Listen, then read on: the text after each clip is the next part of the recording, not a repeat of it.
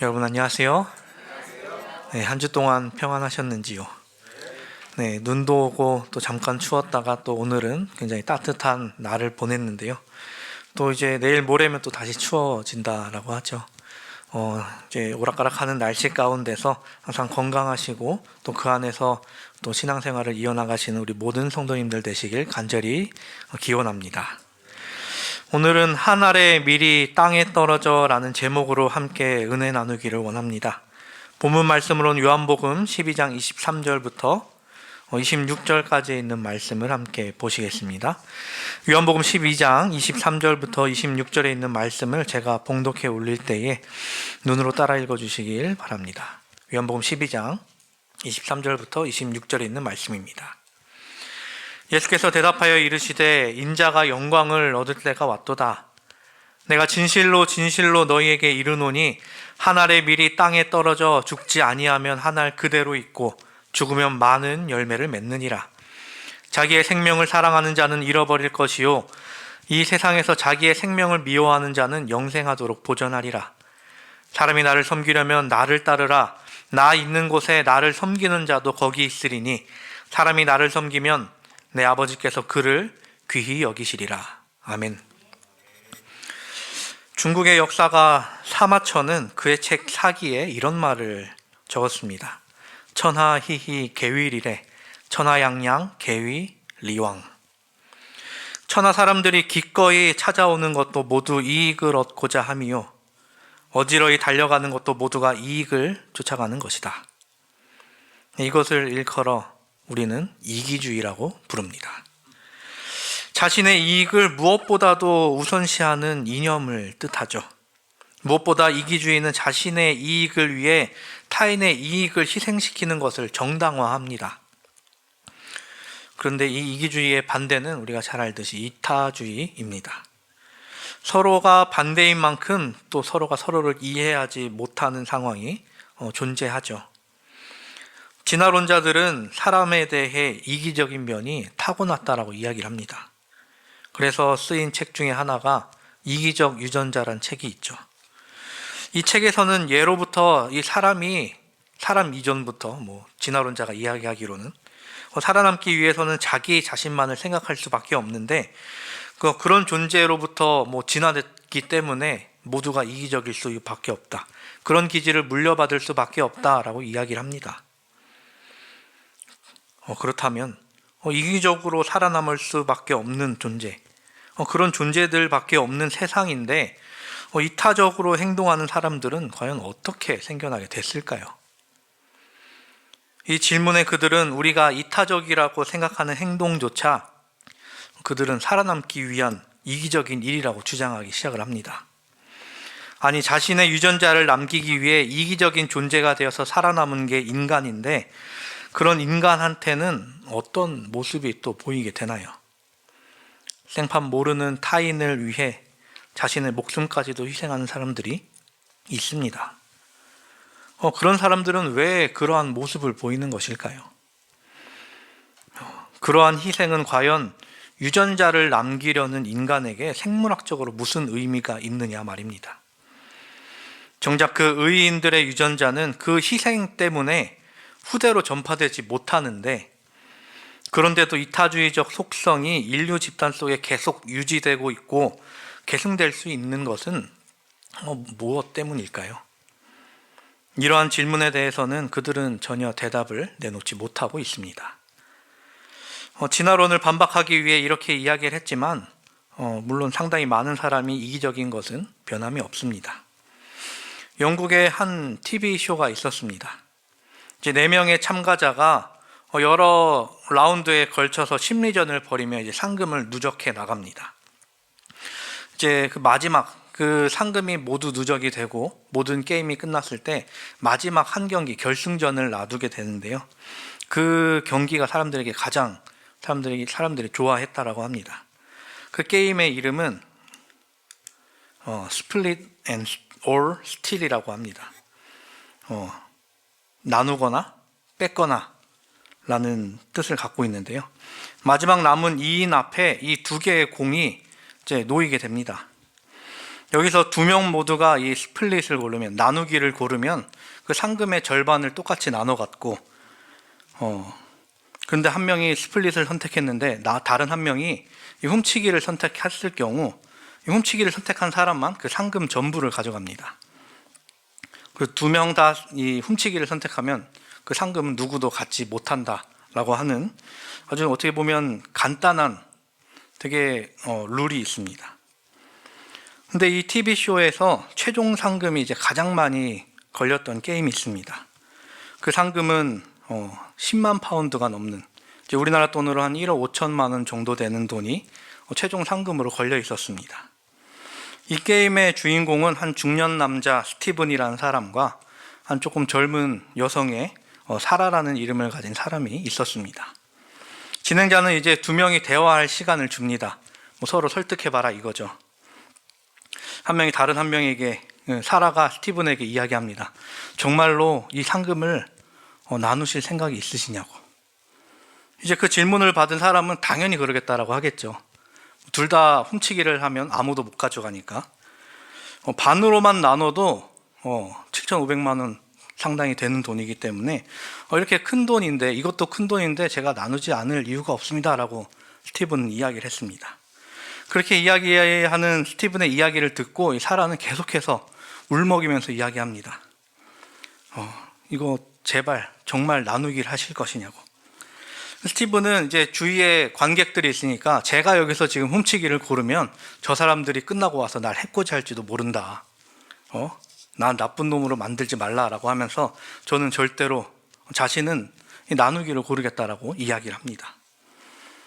그리고 이제 마지막 이야기를 주고받으면서 사라는 제발 그 약속을 지켜주시기를 바랍니다 라고 하고 스티븐은 맹세를 합니다. 제가 맹세코 나누기를 고르겠습니다.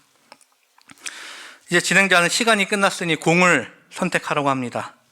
그 공을 선택하라고 하는 순간에도 스티븐은 사라에게 제발 걱정하지 말라고, 우리는 이 5만 파운드씩 가져갈 거라고 이야기를 하면서 사라를 안심시킵니다. 그리고 진행자는 이야기하죠. 하나 둘 셋 하면 공을 들어주십시오 라고 하면서 외칩니다. 하나 둘 셋. 스티븐은 자신의 맹세대로 이 스플릿을 골랐습니다. 근데 그렇게 나누자고 울먹이면서 이야기했던 사라는 결국 훔치기를 고르고 그 상금 전부를 가져가고 말았습니다.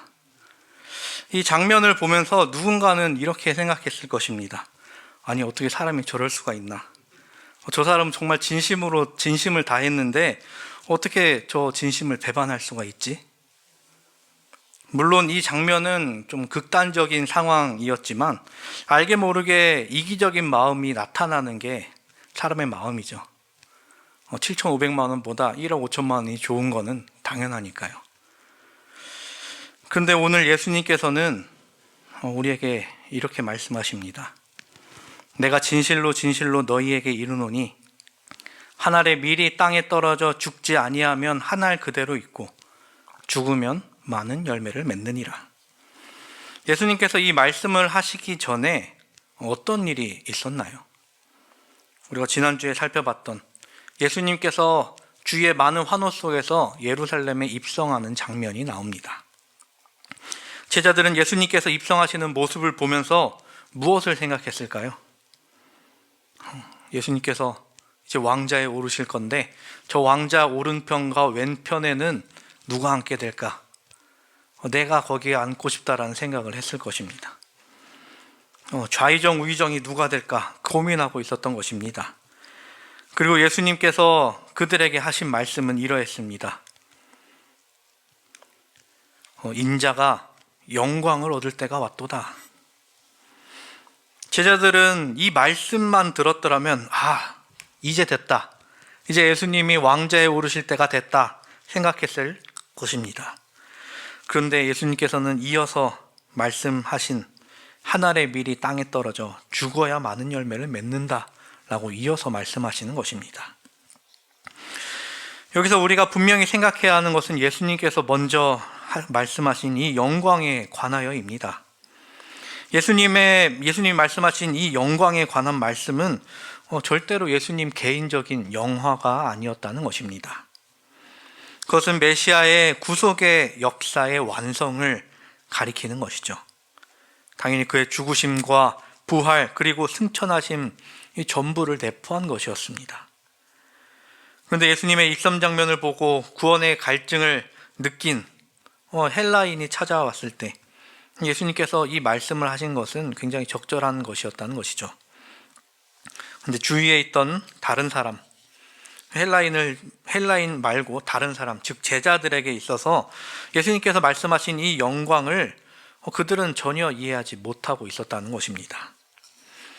예수님께서 입성하시는 장면 때도 이것을 그때는 몰랐다라고 요한은 이야기를 했죠.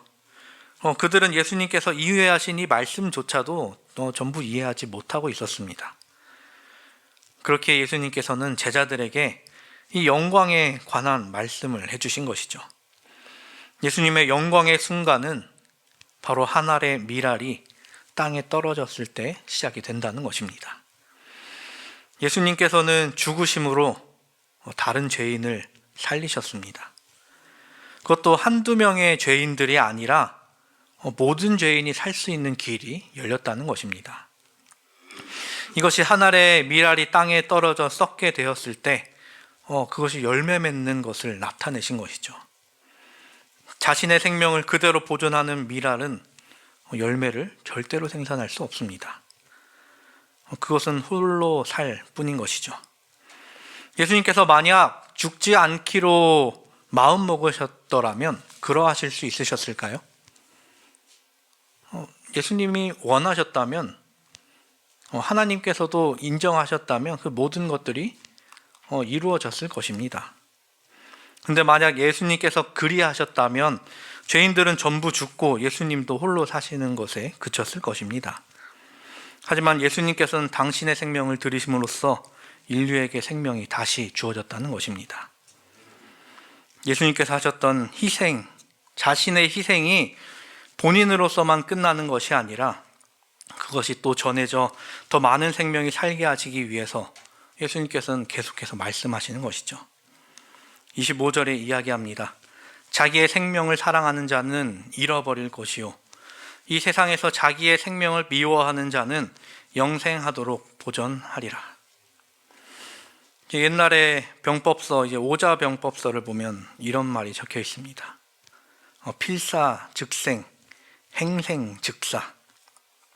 반드시 죽으려 하는 자는 살고 요행히 살고자 하는 자는 죽을 것이다. 근데 이 말을 이제 조금 변형을 해서 이순신 장군이 명량해전을 앞두고 이야기를 하죠. 필사즉생, 필생즉사. 반드시 죽으려 하는 자는 살고 반드시 살고자 하는 자는 죽을 것이다.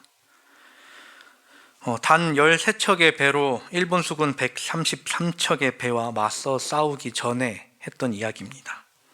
그때 이순신 장군은 이 병법의 말을 오자병법의 말을 바꿔서 더 강조해서 이야기한 것이죠. 그리고 이순신 장군과 조선 수군은 그 13척의 배로 133척의 배와 맞서 싸워서 대승을 거두게 됩니다. 이제 조선 수군의 피해자는 기록되어 있기로는 사망자 2명, 부상자 3명에 그쳤다라고 기록을 하고 있습니다. 그리고 왜군, 일본군은 그 전투 당시에만 31척의 배가 격파를 당합니다. 이후 다른 기록에서는 패배하여 도망치는 적의 뒤를 쫓았을 때 무사히 탈출한 적선은 10여 척밖에 없었다라고 기록을 하고 있습니다. 이순신 장군과 조선 수군은 정말로 목숨을 걸고 나라를 지키기 위해 싸웠고 그리고 승리를 했던 것입니다. 이뿐만이 아닙니다. 1347년 영국의 도버 해협이 있는데 영불 해협이라고 되어 있죠.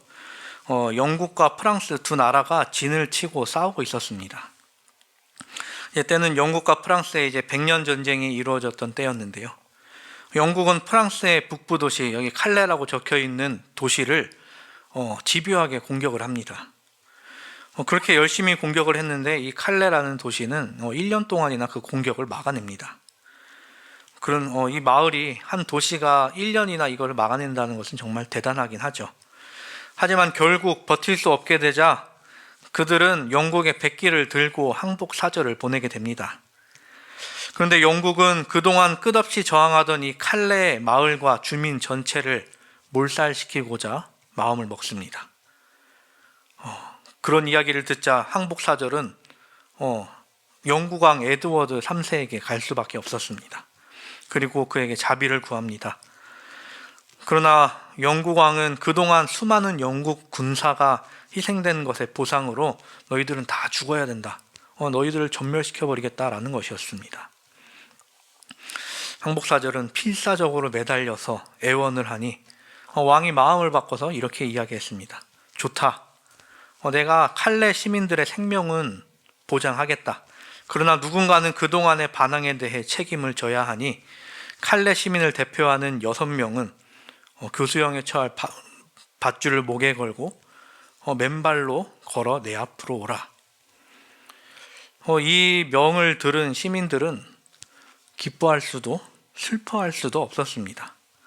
누군가 6명이 그들을 대신해 죽어야만 했기 때문이었죠. 모두 그때 이제 6명이 그 앞으로 나오게 됩니다. 모두 그 도시의 핵심 인물이며 어떻게 보면 사람들로부터 저 사람들은 축복받은 사람들이다 라고 불리우던 부유했던 귀족이었습니다.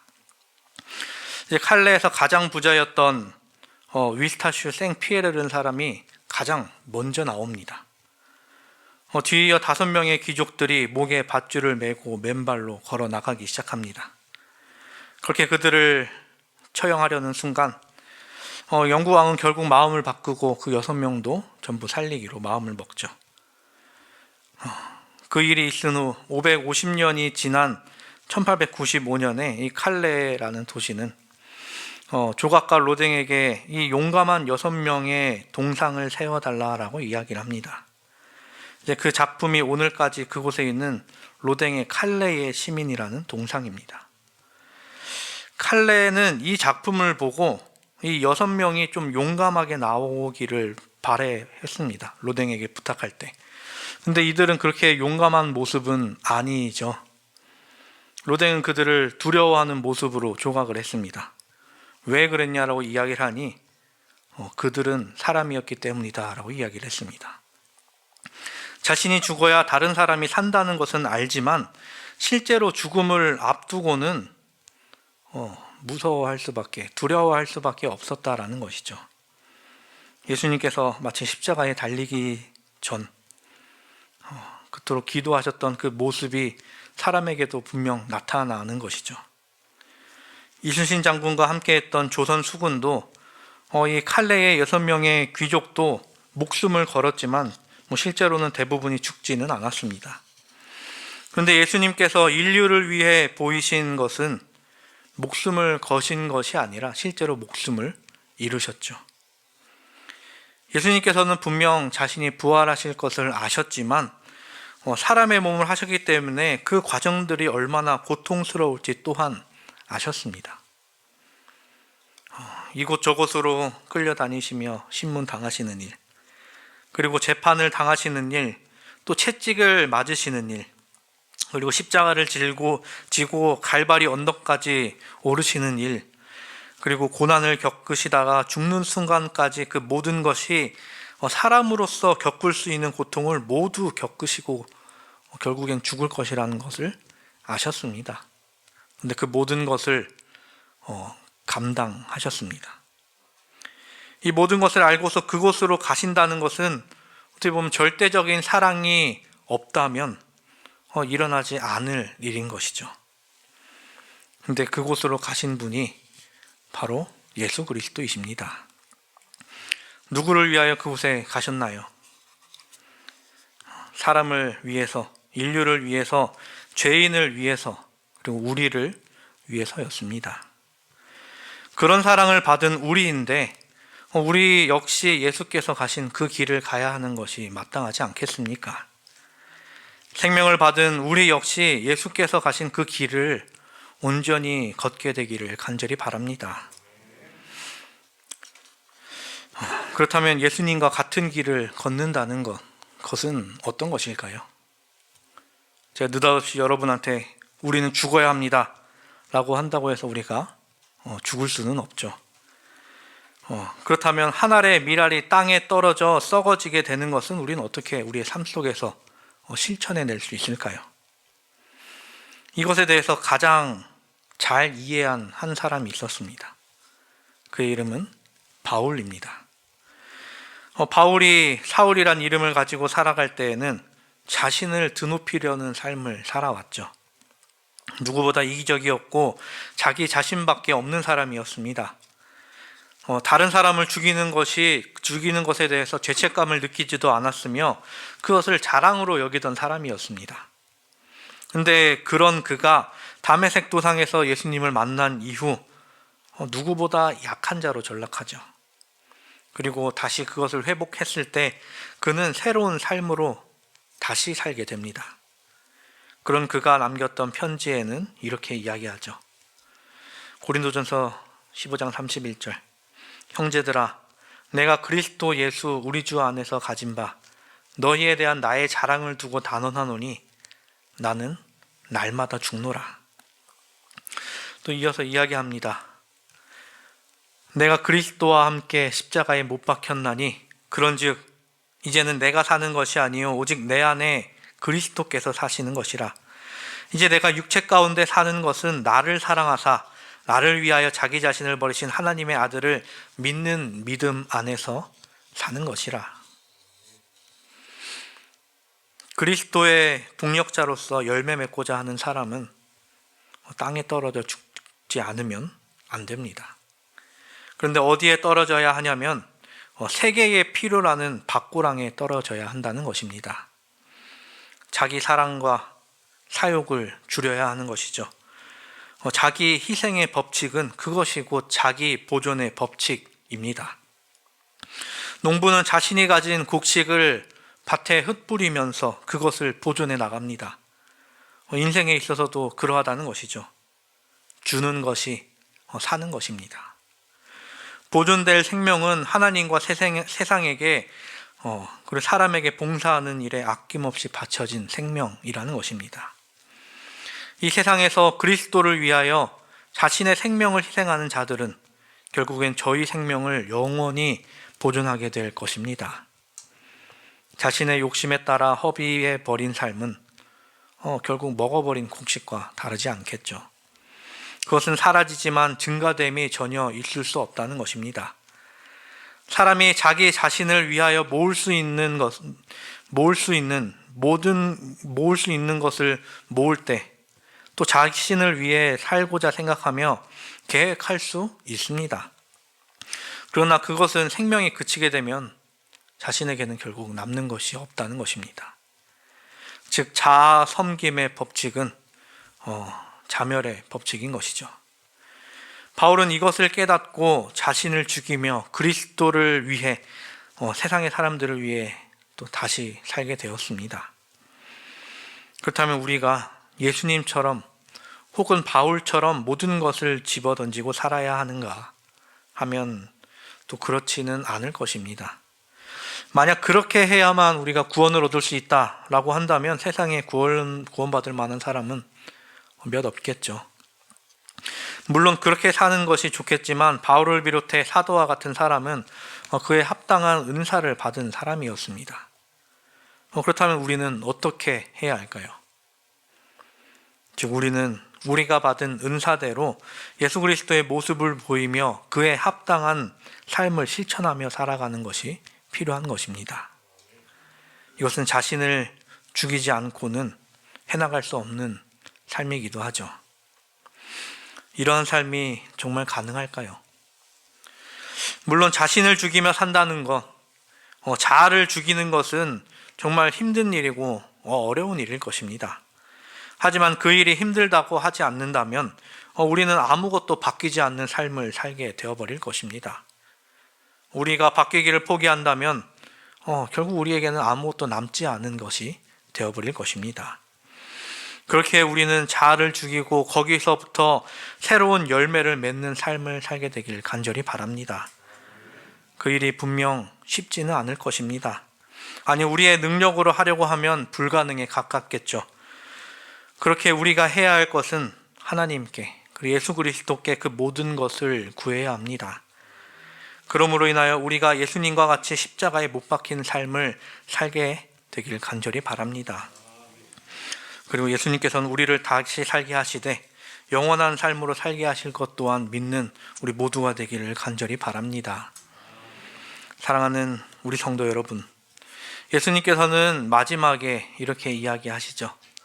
사람이 나를 섬기려면 나를 따르라. 나 있는 곳에 나를 섬기는 자도 거기 있으리니 사람이 나를 섬기면 내 아버지께서 그를 귀히 여기시니라. 내가 이 세상에서 많은 것을 가지려 한들 모든 것을 가질 수는 없죠. 그리고 만약 나의 생명이 다한다면 그 가지고 있던 모든 것은 어디로 가겠습니까? 나 자신이 이 세상에서 가장 높은 곳에 오르려 한들 가장 높은 곳에 영원히 있을 수는 없을 것입니다. 내가 간 뒤에 그 자리는 또 다른 누군가로 채워지게 되겠죠. 이 얼마나 허무한 삶입니까? 세상의 재물과 세상의 영광은 우리에게 영원을 보장해 주지 못합니다. 하지만 하늘로부터 내려오는 진짜 빛은 우리를 영원한 영광 가운데 거닐게 해줄 것입니다. 화이선지자는 시대 소망 624페이지를 통해 우리에게 이렇게 이야기합니다.